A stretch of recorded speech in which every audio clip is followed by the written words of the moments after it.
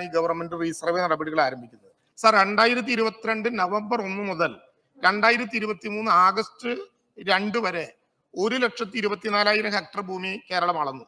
Sir, 2023 August 2 മുതൽ ഇന്ന് വരെയുള്ള കണക്കെടുത്താൽ 2,77,591 ഹെക്ടർ ഭൂമിയും കേരളം അളന്നു കഴിഞ്ഞു. സാർ, ഇത് രണ്ടും കൂടി കൂട്ടിയാൽ കേവലം 1.5 വർഷക്കാലം കൊണ്ട് 4 ലക്ഷം ഹെക്ടർ ഭൂമി കേരളത്തിൽ അളന്ന് കൃത്യതയോടെ തിട്ടപ്പെടുത്താൻ കഴിഞ്ഞു എന്നുള്ളതാണ് ഈ ഗവൺമെന്റ് നടത്തിയ പ്രവർത്തനത്തിന്റെ ഏറ്റവും പ്രധാനപ്പെട്ട മെച്ചം.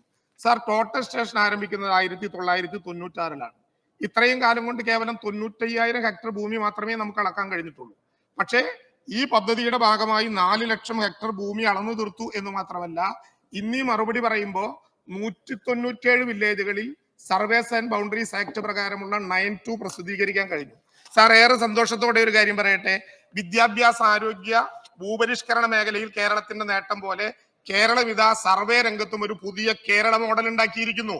ഇന്ത്യയിൽ ആസാം, ആന്ധ്രാപ്രദേശ്, പോണ്ടിച്ചേരി, തമിഴ്നാട് ഈ 4 സംസ്ഥാനങ്ങൾ ഇതുമായി ബന്ധപ്പെട്ട ആശയവിനിമയം നടത്തിയെന്ന് മാത്രമല്ല, ആസാമിലെ ഗവൺമെന്റ് കേരള മോഡൽ എവിടെ പരീക്ഷിക്കണമെന്ന് ആവശ്യപ്പെട്ടുകൊണ്ട് നമ്മുടെ രാജ്യത്ത് മിനിസ്ട്രി ഓഫ് റൂറൽ ഡെവലപ്മെന്റിന് കൊടുത്ത കത്ത് പ്രകാരം ഡിപ്പാർട്ട്മെന്റ് ഓഫ് ലാൻഡ് റിസോഴ്സ് ഒരു കത്ത് ഇപ്പോ കേരളത്തിന്റെ പ്രിൻസിപ്പൽ സെക്രട്ടറിക്ക് അയച്ചിരിക്കുകയാണ്.